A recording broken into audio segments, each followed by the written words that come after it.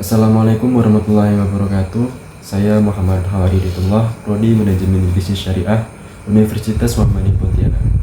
Pada video kali ini saya akan mengelaborasikan materi tentang hutang luar negeri Indonesia dengan membahas beberapa pertanyaan penting, mulai dari kesepakatan hutang, jangka waktu pembayaran, hingga pengaruh hutang terhadap ekspor Indonesia, disertai contoh kasus yang relevan dengan kondisi saat ini. Nah, yang pertama itu kesepakatan hutang. Kesepakatan hutang luar negeri bukan dilakukan secara sepihak, melainkan melalui pinjaman resmi antara pemerintah Indonesia dan pihak pemberi pinjaman.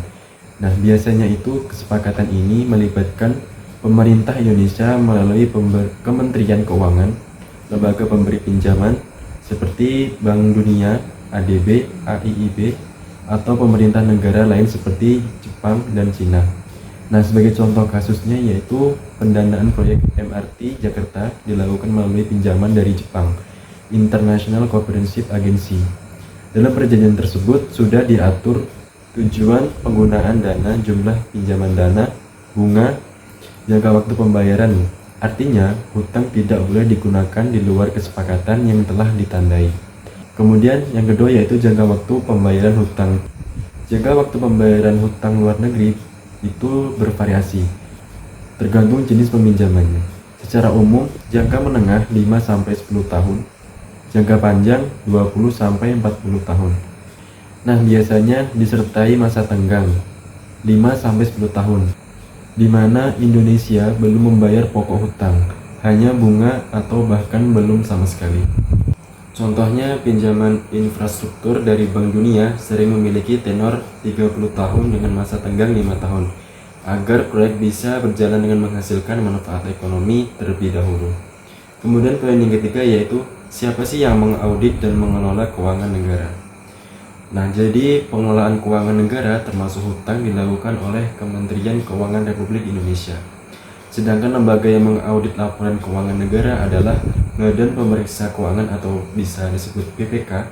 Nah, BPK ini bersifat independen dan bertugas memastikan penggunaan hutang sesuai aturan, tidak terjadi penyimpangan, laporan keuangan negara itu transparan dan akuntabel. Setiap tahun hasil audit BPK itu disampaikan ke DPR dan juga publik. Kemudian poin yang keempat yaitu berapa bunga yang diberikan. Nah, jadi bunga hutang luar negeri itu tidak tunggal, tergantung sumber pinjaman. Nah, secara umum, lembaga multilateral bunga rendah sekitar 1-3% per tahun.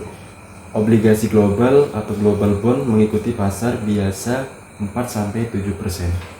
Pinjaman komersial bunga lebih tinggi dan berisiko. Nah, contoh aktualnya Indonesia menerbitkan global bond USD untuk pembiayaan APBN dengan bunga mengikuti kondisi pasar global dan suku bunga The Fed. Kemudian poin yang kelima yaitu apa sih feedback dari negara atau lembaga pemberi hutang. Jadi feedback yang diberikan bukan dalam bentuk campur tangan politik langsung, tetapi berupa pengawasan penggunaan dana, laporan berkala, standar transportasi, dan tata kelola. Dalam beberapa kasus terdapat syarat kebijakan, misalnya reformasi birokrasi, penggunaan tata kelola fiskal, efisiensi belanja negara. Nah, sebagai contoh, pinjaman dari Bank Dunia sering disertai program technical asistensi, seperti peningkatan kualitas pendidikan, kesehatan, atau sistem pajak.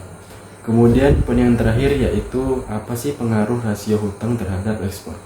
Jadi, salah satu indikator penting adalah rasio hutang terhadap ekspor. Maknanya, jika ekspor kuat, negara lebih mudah membayar hutang. Jika ekspor melemah, beban hutang terasa lebih berat. Nah, kondisi Indonesia saat ini, rasio hutang terhadap ekspor Indonesia masih dalam batas aman.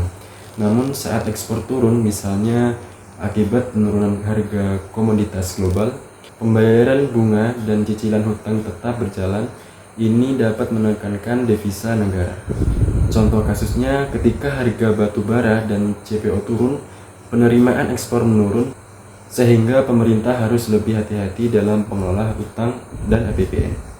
Nah, sebagai penutup, jadi kesimpulan dari penjelasan tadi, hutang luar negeri bukan semata-mata masalah besar kecilnya angka.